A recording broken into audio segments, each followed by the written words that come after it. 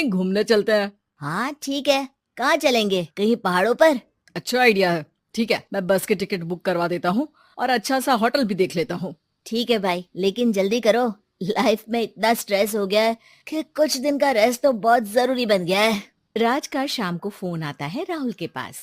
राहुल, मैंने ticket book करवा दिया है। आज शाम की ही बस है। जल्दी से सामान पैक कर लो।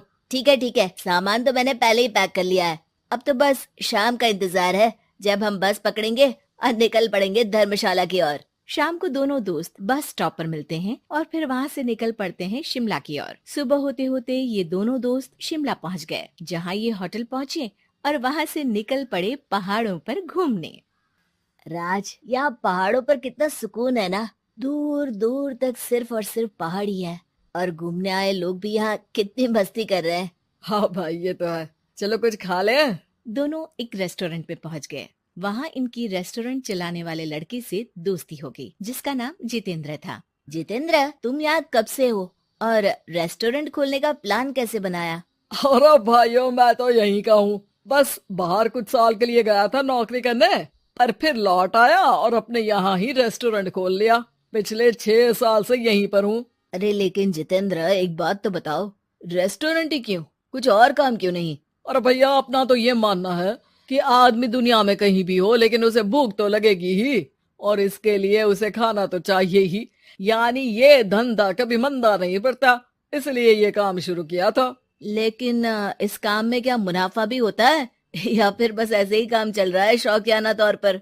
अरे अरे, क्यों नहीं भैया, काम तो हो ही रहा है, और मुनाफा नहीं होता तो ये 10 लोगों का स्टाफ कैसे रख लेता। वैसे आप भी क्यों नहीं इस बिजनेस में हाथ आजमाते हो? हाँ, आइडिया तो अच्छा है, लेकिन हम लोग तो सिर्फ यहाँ घूमने आए हैं और हमारे पास इतने पैसे भी नहीं है।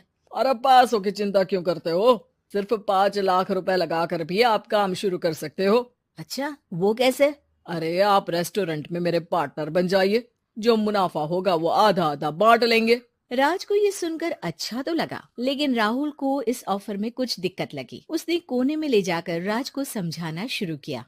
अरे राज, पागल मत बन। हम सिर्फ यहाँ घूमने आए हैं, ये ऑफर के चक्कर में क्यों पड़ रहे हो? कुछ काम शुरू ही करना होगा तो दिल्ली में शुरू करेंगे, यहाँ शिमला में क्यों? अरे बेवकूफ, दिल्ली में 5 लाख रुपए में कौन सा काम शुरू करेंगे? यहाँ शिमला में इतने कम पैसों में काम शुरू कर लेंगे और 1 साल में मुनाफा लेकर वापस भी चले जाएंगे। ओहो, अरे भाई, तुम्हें जो करना है करो, लेकिन मैं इस बिजनेस में तुम्हारा साथ नहीं दे सकता। याद रखो, हम यहाँ सिर्फ घूमने आए हैं, कोई बिजनेस करने नहीं। और इस जितेंद्र पर वैसे भी मुझे ज्यादा भरोसा नहीं हो रहा है। अरे तुम्हारी यही तो दिक्कत है, तुम्हें किसी पर भी भरोसा नहीं होता, लेकिन मुझे तो है। मुझे पता है कि इतने कम पैसों में मुझे जितेंद्र अपना बिजनेस पार्टनर बना रहा है। अरे लेकिन क्या गारंटी है कि पैसे लेने के बाद जितेंद्र तुम्हें बेवकूफ नहीं बनाएगा? अरे मुझे तो है, मैं कुछ नहीं जानता। मुझे सिर्फ ये पता है कि जितेंद्र मेरे बारे में ज्यादा ना जानते हुए भी मुझ पर कितना भरोसा कर रहा है। मुझे तो लग रहा है कि इसके पीछे उसकी मंशा ठीक नहीं है। बाकी तुम्हें जो ठीक लगे वो करो। मैं तो आज शाम की ही बस से वापस जा रहा हूँ। ठीक है, तुम चले जाओ, लेकिन याद रखना कि आज के बाद मुझसे कभी बात करने की कोशिश मत करना। राहुल गुस्से में वहाँ से चला जाता है। दूसरी ओर राज और जितेंद्र साथ में मिलकर काम करने लगे। राज ने अपने घर से 5 लाख रुपए ये कहकर लिए कि जल्द ही वो 2 गुने पैसे कमाकर 6 महीनों में लौटा देगा। कुछ दिनों बाद, भाई जितेंद्र, तुमने 5 लाख रुपए तो ले लिया है, लेकिन काम में बहुत तेजी नहीं दिख रही है। अरे भाई, काम में थोड़ा समय लगता है, चिंता मत करो यार। हाँ वो तो ठीक है, लेकिन मेरे पैसों का तो कुछ हिसाब दो। कहाँ लगाया है तुमने? अरे बड़े आए पैसों का हिसाब मांगने वाले। वो तो शुक्र मनाओ कि इतने कम पैसों में मैंने तुम्हें काम पर रख लिया है। क्या कहा तुमने? मुझे काम पर रखा है? अरे मैं तो तुम्हारा बिजनेस पार्टनर हूँ। बड़ा आया पार्टनर बनने वाला। औकात देखिए अपनी, 5 लाख में रेस्टोरेंट खरीद लिया है क्या? ऐसा है तो मेरे पैसे वापस करो, मुझे तुम्हारे साथ काम नहीं करना है। अरे पैसे कैसे, वो सब तो काम में लग गए। अब तुम्हें वापस जाना है तो चले जाओ, कोई पैसा नहीं मिलने वाला है। राज को अपने साथ होने वाले धोखे का एहसास हो चुका था, लेकिन तब तक देर हो चुकी थी। उसे अपने दोस्त राहुल की याद सताने लगी, जिसने पहले ही आगाह कर दिया था कि इस बिजनेस में धोखा है, लेकिन अब तो देर हो चुकी थी। राज को अब कोई रास्ता नहीं सूझ रहा था। जितेंद्र भाई, मेरे पैसे वापस कर दो ताकि मैं लौट जाऊं। मुझे अब तुम्हारे साथ कोई काम नहीं करना भाई।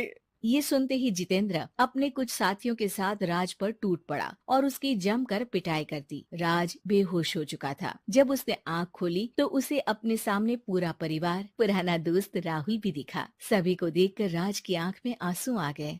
राहुल, मुझे माफ कर दो। अगर समय रहता मैं तुम्हारी बात मान लेता तो आज शायद ये दिन ना देखना पड़ता। अरे शुक्र मनाओ कि जान बच गई। वो तो भला हो एक आदमी का जिसने मुझे फोन कर दिया था, तभी तुम्हारी जान बच सकी। मुझे माफ कर दे दोस्त, तेरी सलाह ना मानकर मैंने बड़ी भूल की है। अरे अरे भाई, मेरे हाथ मत जोड़ो। बस ध्यान रखना कि अच्छा दोस्त